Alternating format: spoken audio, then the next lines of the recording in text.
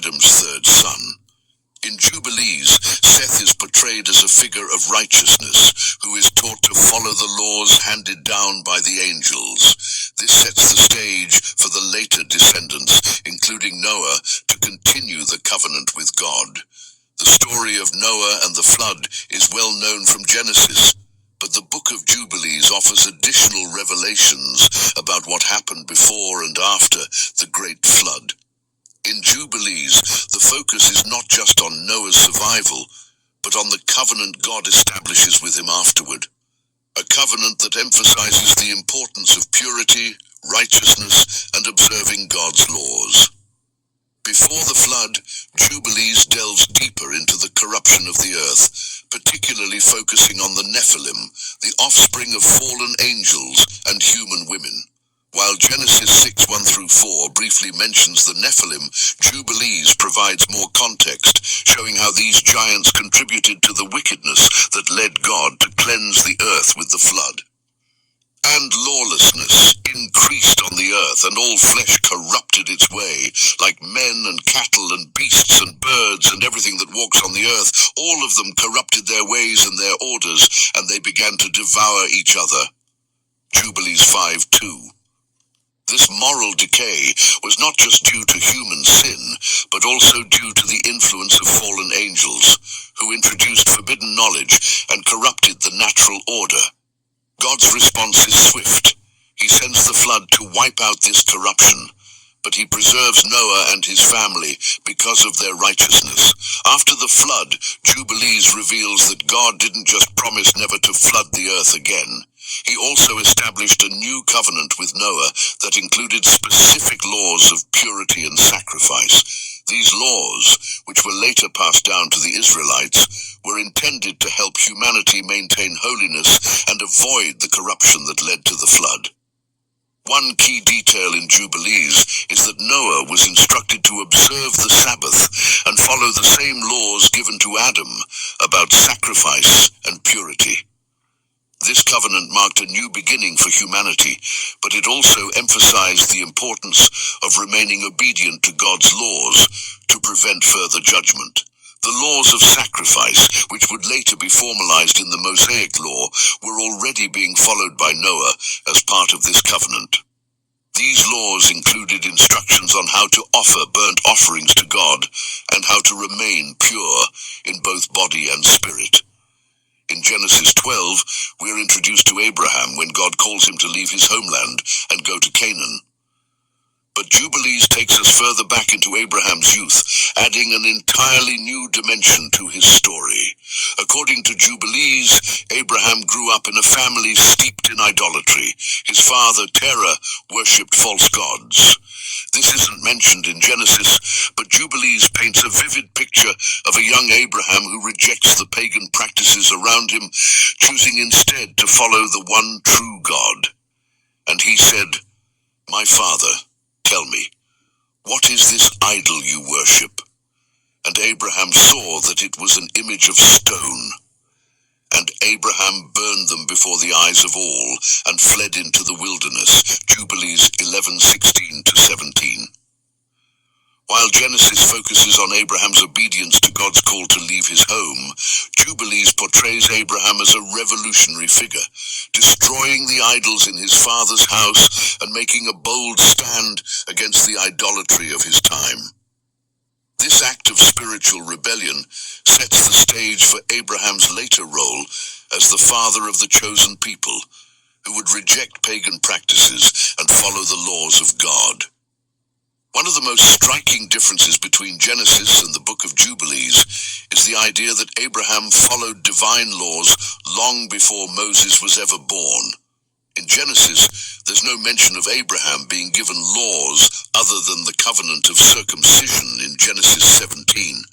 However, in Jubilees, Abraham is presented as someone who already observed the Sabbath, made sacrifices, and followed other laws that are typically associated with Moses.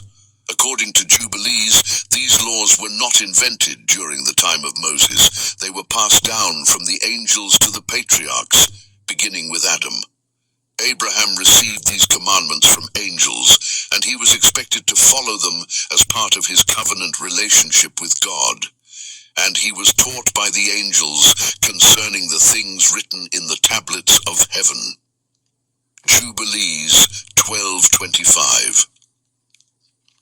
Unlike Genesis, where Abraham's actions are seen as part of his personal faith journey, Jubilees presents him as someone who was part of a cosmic plan. He is guided by angels, and the laws he follows are part of a divine order that governs both heaven and earth. These laws include the Sabbath and various purity laws that Moses would later formalize. The covenant of circumcision is one of the most important moments in Abraham's story. In Genesis 17, God tells Abraham to circumcise himself and all the males in his household as a sign of the covenant. But Jubilees goes even further, revealing that this was not just a symbolic act. It was part of a cosmic law written on the heavenly tablets. According to Jubilees, circumcision wasn't just a sign for Abraham's descendants. It was a divine law that had been in existence since the creation of the world. This covenant was inscribed on the heavenly tablets, which are seen as God's blueprint for creation, containing all the laws that govern both angels and humans. And this law is for all the generations forever, and there is no circumcision of the days, and no passing over one day out of the 8 days, for it is an eternal ordinance, ordained and written on the heavenly tablets. Jubilees 15:25. In Genesis, the focus is on Abraham's obedience to God's command, but Jubilees portrays this act as part of a much larger divine order. Circumcision is not just a physical sign. It's a way of aligning oneself with the cosmic laws that govern the universe. The story of the binding of Isaac, known as the Akedah, is one of the most powerful moments in Genesis. Genesis 22:1-19. Where God tests Abraham's faith by asking him to sacrifice his son, Isaac. Jubilees retells this story, but with some extra layers. In Jubilees, the test is not just between Abraham and God. It's also a part of a larger spiritual warfare. According to Jubilees, the angel Mastema, a figure often associated with Satan, is the one who suggests this test to God, hoping that Abraham will fail. Mastema represents the forces of evil, constantly seeking to undermine the righteous. The book of Jubilees adds that angels intervened during the binding, and God allowed the test to show that Abraham's faith was greater than the temptations of evil. And I stood before him, and before the prince of the Mastema, and the Lord said, Command him not to lay his hand on the lad, nor to do anything to him, for I have shown that he fears the Lord. Jubilees 18:10. This story in Jubilees introduces a whole new level of spiritual significance. It's not just a test of Abraham's obedience, it's part of the cosmic battle between good and evil. Mastema tries to lead Abraham into failure, but God's intervention shows that faithfulness will always triumph over evil. In Genesis, the story focuses on Abraham's personal test, but in Jubilees, it's part of a larger spiritual narrative that involves angelic forces and the struggle between good and evil. In Genesis 25:23, we're told that before Jacob and Esau were even born, God revealed to their mother Rebekah that the two brothers would become the heads of two nations, and that the older, Esau, would serve the younger, Jacob. Jubilees expands on this prophecy, emphasizing that this wasn't just a family feud. It was part of a cosmic design in which Jacob was always meant to inherit the blessing and continue the line of righteousness that started with Abraham. Jubilees adds a layer of predestination, revealing that Jacob was chosen from birth to carry on the covenant, while Esau was destined to stray from God's plan. The book even notes that Isaac and Rebekah were given divine knowledge about Esau's rebellious nature and his future descendants' opposition to Israel. And the Lord said unto her, 2 nations shall be divided from your womb, and 1 nation shall be stronger than the other, and the elder shall serve the younger. Jubilees 1913, Genesis reference, Genesis 25:23. 2 nations are in your womb, and 2 peoples from within you will be separated. 1 people will be stronger than the other, and the older will serve the younger. In Genesis, we see this struggle unfold through Jacob's cunning and Esau's impulsiveness. But Jubilees explains that Jacob was always meant to inherit the birthright, and that his actions, although deceptive, were part of fulfilling a divine plan. One of the key differences in Jubilees is the portrayal of Esau as more than just a brother who loses his birthright. Jubilees emphasizes that Esau represents a line of rebellion against God's chosen people. His descendants, the Edomites, are portrayed as a nation that will rise in opposition to Israel, fulfilling the prophecy that the elder will serve the younger, while Genesis mentions the hostility between Esau and Jacob after the birthright and blessing incidents, Genesis 27:41. Jubilees expands on this theme, showing how Esau's descendants would become a nation that directly opposes Jacob's line, the future Israelites. This is part of the larger cosmic conflict that Jubilees often emphasizes, the struggle between righteousness, Jacob, and rebellion, Esau. And Esau took his wives and his sons and all that he had, and he went up to the hill country of Seir and lived there. And Esau became a nation, and they oppressed Jacob's descendants. Jubilees 37:1, Genesis reference, Genesis 36:8. So Esau, that is Edom, settled in the hill country of Seir. Jubilees makes it clear that Esau's rebellion was not just personal, but national. His descendants would become the Edomites, who would go on to have numerous conflicts with the Israelites, reflecting the spiritual battle that began with their forefathers. One of the most significant moments in Jacob's life is when he receives the blessing from his father Isaac. In Genesis, this blessing ensures that Jacob becomes the father of the 12 tribes of Israel, Genesis 27. But Jubilees goes even further, emphasizing that Jacob was given not just a blessing, but also a continuation of the divine laws that had been passed down from Abraham. According to Jubilees, after Jacob receives the blessing, God and the angels reveal to him the laws that he and his descendants must follow. These include the observance of the Sabbath, purity laws, and the sacred calendar, laws that would later become formalized in the Mosaic law. Jacob is portrayed as the keeper of these laws, tasked with ensuring that his descendants, the future Israelites, follow them as part of their covenant relationship with God.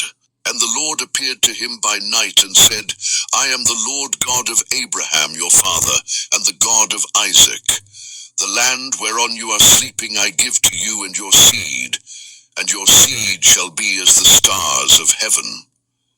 Jubilees 27:23, Genesis reference, Genesis 28:12-15, the vision of the ladder and God's promise to Jacob.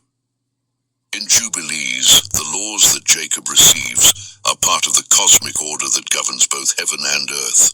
This emphasis on Jacob as the inheritor of divine law elevates his role beyond just receiving a birthright. He becomes the custodian of God's eternal commandments, linking him to the heavenly tablets mentioned earlier in Jubilees. Jubilees doesn't just stop at the rivalry between Jacob and Esau, it expands this conflict into a prophetic vision of the ongoing struggle between their descendants. The book suggests that the nations that arise from Esau will continually oppose Jacob's descendants, the Israelites, throughout history. This goes beyond the personal feud between two brothers and ties into the idea of a spiritual battle between righteousness, Jacob Israel, and rebellion, Esau Edom. In Jubilees, this prophetic struggle is not just about territorial conflict. It's part of the greater cosmic war between the forces of good and evil. Esau's line represents nations that will become enemies of God's chosen people, and this tension continues throughout biblical history. This spiritual opposition between Israel and the descendants of Esau plays a key role in Jubilee's apocalyptic vision, linking the conflict to the end times. And Jacob and his sons came down into Egypt to Joseph, and Esau's sons remained in the land of Edom. And from that day, the enmity between the nations remained. Jubilees 45:3. Genesis reference, Genesis 33:16.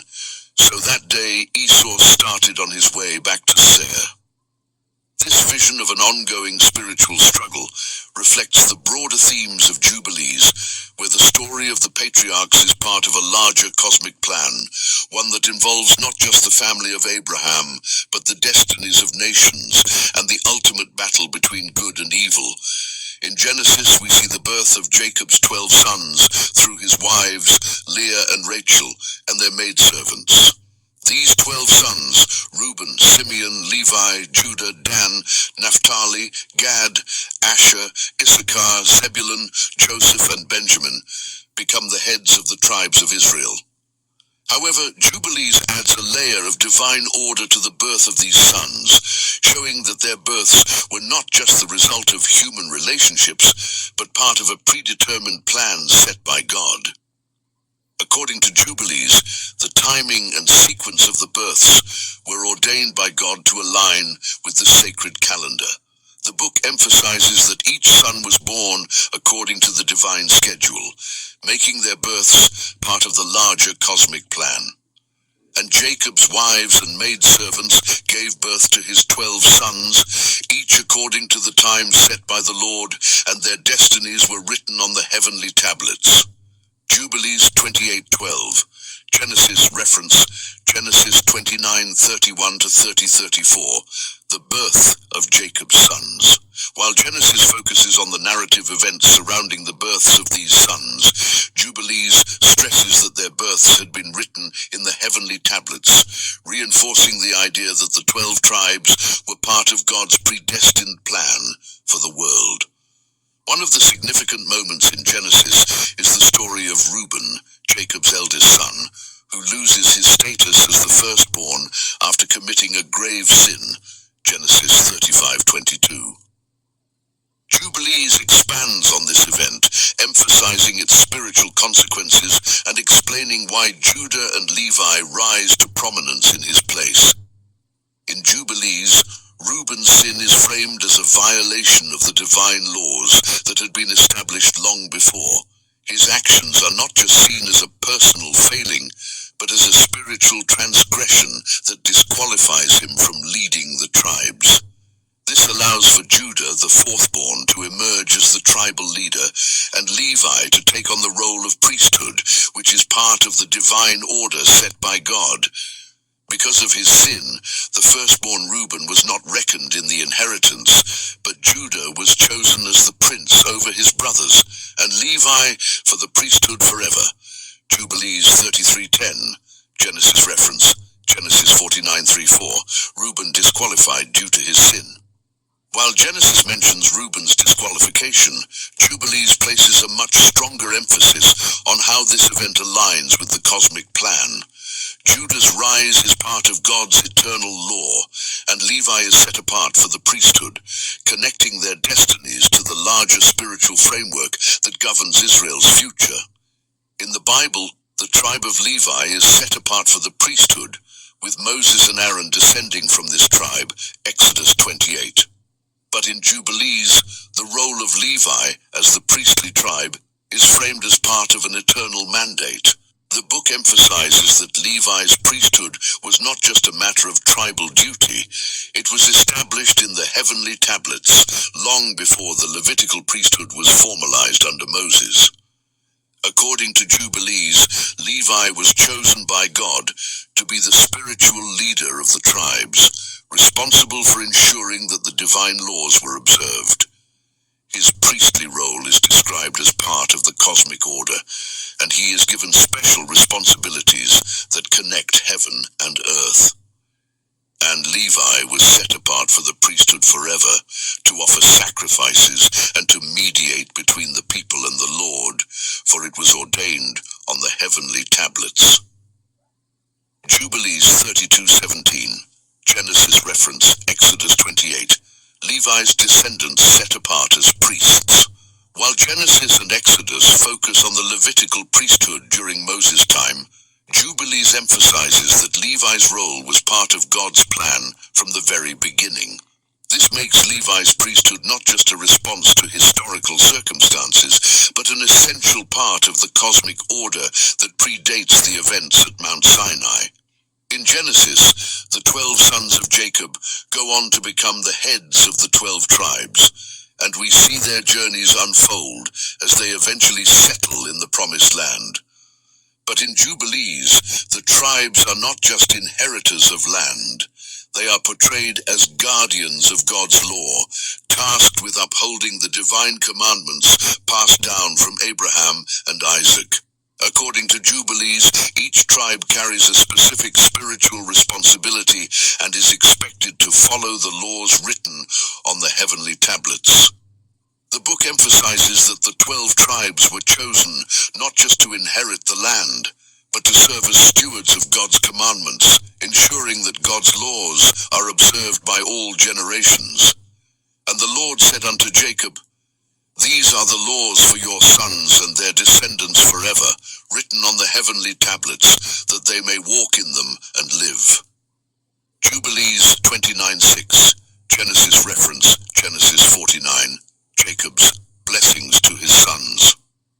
While Genesis tells us that Jacob's sons became the heads of tribes, Jubilees adds that they were also entrusted with ensuring that the laws of God were passed down to future generations. Each tribe plays a cosmic role in preserving the divine order, connecting their actions to the spiritual destiny of Israel. In Genesis, Joseph's brothers sell him into slavery, motivated by jealousy over their father's favoritism, Genesis 37. However, Jubilees takes this event and frames it in terms of cosmic consequences. According to Jubilees, the brothers' act of betrayal is not just a family dispute, it's a serious transgression against the divine order, and their guilt extends far beyond what is depicted in Genesis. In Jubilees, the act of selling Joseph is described as a great sin against God's heavenly law, and the brothers are warned that they will face divine punishment for their actions unless they repent. This is a key difference from Genesis, where the focus is more on the brothers' personal jealousy and guilt. In Jubilees, the brothers' actions have cosmic implications. Their betrayal disrupts the divine plan and places them under God's judgment. And his brothers sold Joseph into slavery, and their sin was recorded on the heavenly tablets, for they had transgressed the eternal laws. And it was decreed that their descendants would suffer until they repented for their great sin. Jubilees 34:9. This emphasis on the heavenly tablets makes their sin part of a larger cosmic order, linking the brothers' actions to the future suffering of Israel under Egyptian bondage. Their betrayal sets the stage for God's plan to redeem the nation of Israel through the Exodus, which was foretold in the heavenly realm. In Genesis, Joseph's rise to power in Egypt is portrayed as a result of his wisdom and ability to interpret dreams, Genesis 41. However, Jubilees expands on this by explaining that Joseph's rise was part of a divine plan written on the heavenly tablets. His success in Egypt wasn't just because of his abilities, it was because God had preordained his role as a savior for the Israelites. Jubilees emphasizes that Joseph's rise to power was part of the heavenly design, intended to create the circumstances that would lead to the Exodus. It was Joseph's destiny to bring his family to Egypt, where they would eventually become enslaved and then delivered through God's miraculous intervention. And it was written on the heavenly tablets that Joseph would rule over Egypt, and through him the sons of Israel would be saved from famine, but they would also be bound in Egypt for a time. Jubilees 42:2. In this way, Joseph's life is portrayed as a cosmic event, with his rise to power serving a much larger purpose in God's plan for Israel's deliverance. Jubilees connects Joseph's success directly to the heavenly order, showing that it wasn't just a stroke of luck or human ability, it was foreordained.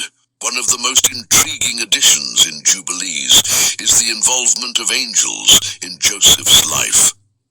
While Genesis portrays Joseph as having a close relationship with God through his dreams, Jubilees goes further by introducing the role of angels in guiding and protecting Joseph throughout his journey.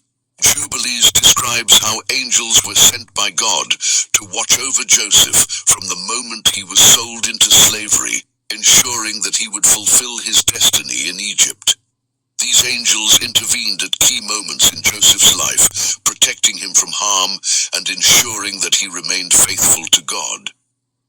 And the Lord sent his angels to guard Joseph on his journey to Egypt, that he might not perish, for his life was precious in the eyes of the Lord, and his path had been written in the heavenly tablets.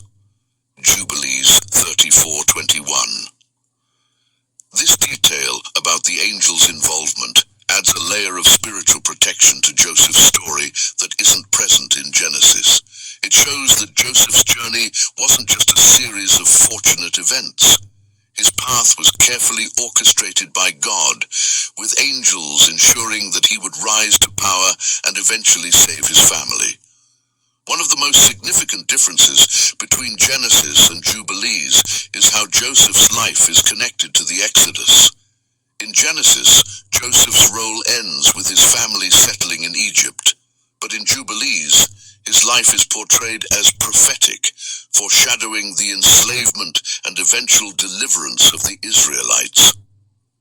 According to Jubilees, Joseph's rise to power in Egypt was not just about saving his family from famine, it was also about fulfilling a prophecy that would lead to the Exodus. Jubilees explains that Joseph was aware of the future bondage of his descendants, and that he played a role in preparing them for their eventual deliverance. And Joseph said to his brothers, "I will die, but God will visit you and bring you up out of this land to the land he swore to Abraham, Isaac, and Jacob. Fear not, for these things have been written and sealed on the heavenly tablets." Jubilees 46:9. This prophetic element isn't as prominent in Genesis, where Joseph's death is portrayed as the end of his story. In Jubilees, however, Joseph's death is seen as a transition, the beginning of Israel's enslavement, but also a prophetic promise that they would eventually be delivered from Egypt. This ties Joseph's life directly into the cosmic plan of redemption, which would be fulfilled through the Exodus. In the book of Genesis, Israel's enslavement begins when a new Pharaoh comes to power who does not know Joseph and begins to oppress the Israelites, Exodus 1:8-14. But in Jubilees, this period of enslavement is seen as part of a cosmic prophecy that had already been written in the heavenly tablets. According to Jubilees, God had already foretold the bondage of Israel long before it happened, and it was part of his plan to lead them toward the Exodus and the giving of the Mosaic Law. This prophetic plan connects directly to Joseph's role in bringing Israel to Egypt in the first place. While Joseph saved Israel from famine, their time in Egypt was predestined to end in enslavement, which would ultimately demonstrate God's power in delivering his people. And it was written on the heavenly tablets that they would be oppressed in Egypt, and that God would bring them out with great power and wonders, so that his name would be glorified. Jubilees 48:1. This makes Israel's time in Egypt not just a matter of historical events, but part of a larger spiritual narrative, where their enslavement and eventual exodus were preordained for God's glory. The suffering of the Israelites is framed as a necessary trial that would prepare them to receive the laws given at Mount Sinai. In Exodus, we see God acting directly to bring about the plagues and deliver Israel from Pharaoh's oppression. Exodus 7-12. However, Jubilees adds a layer of spiritual warfare to the story, introducing angels as key players in the conflict between God and Pharaoh. According to Jubilees, the oppression of Israel was part of a spiritual battle between the forces of good and evil. Mastema, a figure often associated with Satan, is portrayed as actively working to harden Pharaoh's heart and increase Israel's suffering. Mastema and his evil spirits are said to have encouraged the Egyptians to oppress Israel even more harshly, testing their faithfulness to God. And the prince of the Mastema stood against them, and he sought to destroy them with hard bondage, and to cause them to forsake their faith in the Lord. Jubilees 48:9. In this way, Jubilees adds a cosmic dimension to the story of Israel's enslavement, showing that it wasn't just a matter of political power. Spiritual forces were at work, trying to undermine God's plan for Israel's deliverance. The plagues of Egypt are not only acts of divine judgment, but part of a larger cosmic battle, with Mastema trying to prevent Israel's exodus. In Jubilees, the heavenly tablets play a central role in explaining how the laws and the timing of the exodus were part of God's eternal plan. According to Jubilees, the exodus wasn't just a reaction to Israel's suffering. It had been carefully timed and preordained according to the divine calendar written on the heavenly tablets. The book emphasizes that the timing of the Exodus was connected to the observance of sacred laws, and that Israel's deliverance was meant to bring them into alignment with the divine order. Jubilees explains that Israel's time in Egypt, their suffering, and the moment of their deliverance were all predetermined, and God's actions were in perfect harmony with the cosmic timeline. And it was written on the heavenly tablets that on the 14th day of the first month, at the appointed time, God would bring Israel out of Egypt, for this was the day set apart from the beginning of creation. Jubilees 49:1. This detail is unique to Jubilees. While Exodus focuses on the events leading up to and during the plagues, Jubilees introduces the idea that the timing of the Exodus was part of a predetermined calendar tied to the cosmic laws of the universe. This makes the Exodus more than just a historical event. It's part of the spiritual fabric of creation. The 10 plagues in Exodus 7 through 12, are a dramatic display of God's power, sent to force Pharaoh to release the Israelites. In Jubilees, however, the plagues are given cosmic significance. They are not only divine punishments, but also symbolic acts that represent the defeat of Egypt's gods and the spiritual forces behind them. Jubilees explains that each plague was aimed at disempowering the false gods of Egypt, demonstrating that only the God of Israel had true power over heaven and earth. Each plague was a strike not just against Pharaoh, but against the spiritual rulers of Egypt, undermining the forces of darkness that sought to keep Israel enslaved. And the Lord sent the plagues upon Egypt, not only to judge Pharaoh, but to show that the gods of Egypt were nothing before him, for they were false powers, unable to stand before the Almighty. Jubilees 48:11. In this view, the plagues are part of the larger cosmic conflict between good and evil, where the God of Israel defeats both the physical and spiritual powers of Egypt. Jubilees also suggests that Mastema and his evil forces were working behind the scenes to prevent Pharaoh from releasing Israel, but God's power overwhelmed them at every turn. In Exodus, we see Moses receive the law directly from God on Mount Sinai, but Jubilees adds the detail that these laws were not created in that moment. They were already inscribed on the heavenly tablets long before Moses' time. According to Jubilees, the heavenly tablets are essentially a cosmic record of all of God's laws, established at the very beginning of creation, and they serve as a guide for both angels and humans. Jubilees emphasizes that Moses was simply the human recipient of laws that had been preordained for all time. The Mosaic Law, therefore, is not just a set of rules for the Israelites. It's part of a divine order that governs the entire universe. This means that the laws given to Moses were always meant to be revealed, and their timing was in accordance with the divine calendar, and the law and the testimony were ordained and written on the heavenly tablets, created even before the foundation of the world, so that they might guide all the generations of the children of Israel. Jubilees 6:17. While Exodus focuses on the dramatic revelation of the law at Sinai, Jubilees presents it as part of a cosmic plan. The laws were already written in heaven, waiting for the right time to be revealed to Moses and the Israelites. One of the most fascinating aspects of Jubilees is its insistence that the Mosaic Law was observed long before Moses. While the traditional Bible portrays Abraham, Isaac, and Jacob as righteous individuals, it doesn't specify that they were given the full law. Jubilees, on the other hand, claims that the patriarchs were already observing the Sabbath, performing sacrifices, and following many of the laws that would later be given to Moses.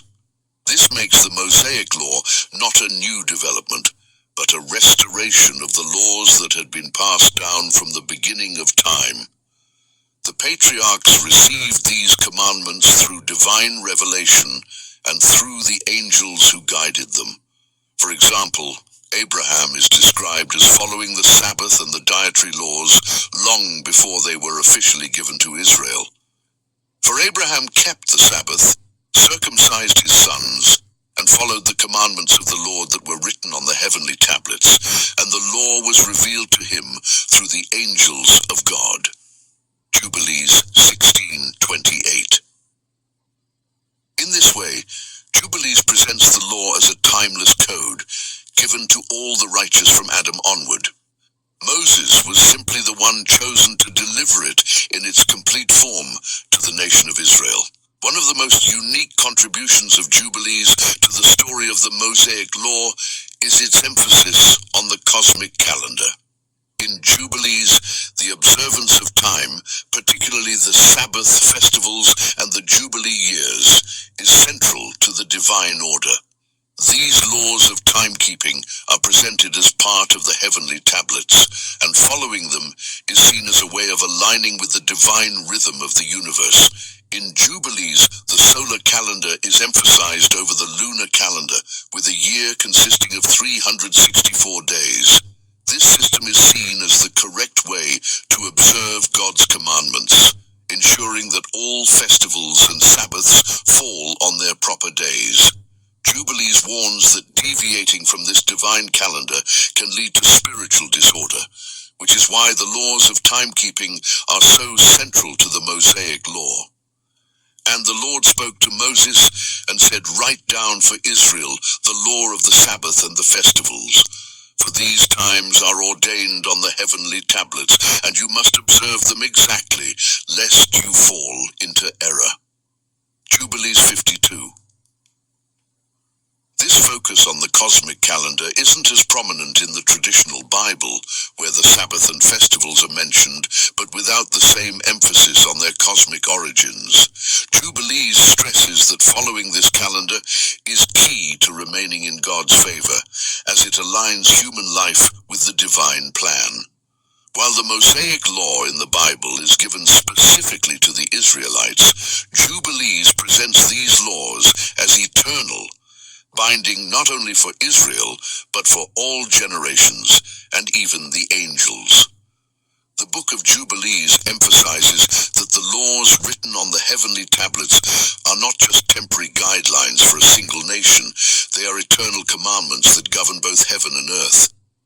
In Jubilees, the laws given to Moses are meant to be observed by all of God's creation, including the angels, who are portrayed as keeping the Sabbath and observing God's festivals in heaven.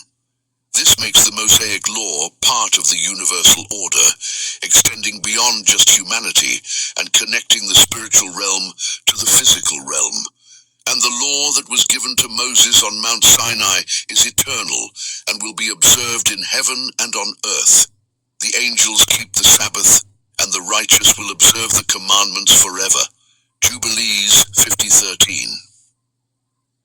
This idea of the eternal law isn't as explicit in the traditional Bible, where the focus is on the covenant between God and Israel.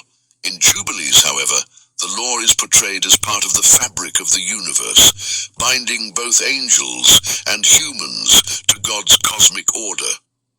In Jubilees, the future of Israel is not left to chance. It is part of a divinely ordained timeline that has been written on the heavenly tablets since the beginning of time. This timeline outlines the rise and fall of nations, the exile and return of Israel, and the eventual judgment that will come upon the world. Everything that happens in human history, from the creation to the final judgment, follows the cosmic schedule that is recorded in heaven. One of the unique features of Jubilees is its insistence that these events are preordained and that nothing happens outside of God's divine plan. The book provides a prophetic overview of Israel's journey, explaining that their exile, suffering, and restoration were all written in the heavenly records, and they must unfold according to the divine calendar. And all that will come upon Israel was written on the heavenly tablets, from their rebellion to their redemption, and the times appointed for their deliverance were fixed long ago. Jubilees 23:32. While Genesis and Exodus focus on specific events in Israel's history, Jubilees provides a broader view, showing that Israel's destiny is part of a larger cosmic plan that has already been determined. Jubilees places a strong emphasis on the role of angels throughout Israel's history, but their involvement becomes even more critical in the end times. In Jubilees, the angels of the Lord are responsible for executing God's judgment on the nations, ensuring that His divine will is carried out both in heaven and on earth. As the end of days approaches, Jubilees describes how angels will descend to separate the righteous from the wicked, gathering those who have remained faithful to God's commandments. The book of Jubilees also introduces the idea that Mastema, the leader of the evil spirits, will be bound and cast into the abyss, symbolizing the ultimate defeat of the forces of darkness. And the Lord will send His angels to gather His chosen, and they shall bind the prince of the evil spirits, casting him into the abyss until the time of judgment, when he shall be destroyed forever. Jubilees 23:29. This portrayal of angels as agents of divine justice adds a unique layer to the end times prophecy. While the traditional Bible speaks of angels in the context of judgment, see Revelation, Jubilees presents a detailed vision of their role in the spiritual warfare that will unfold in the last days. One of the central themes in Jubilees is the prophetic vision of Israel's redemption. The book emphasizes that despite Israel's rebellion and exile, God has already determined a time when they will be restored to their land and renewed in their covenant with Him. This restoration is not just a political event, it's a spiritual renewal that aligns with the cosmic plan written in the heavenly tablets. According to Jubilees, the redemption of Israel will come after a period of great tribulation, during which the nation will be purified, the law will be re-established, and the people will once again walk in holiness, preparing them for the coming of the Messiah and the establishment of God's kingdom on earth.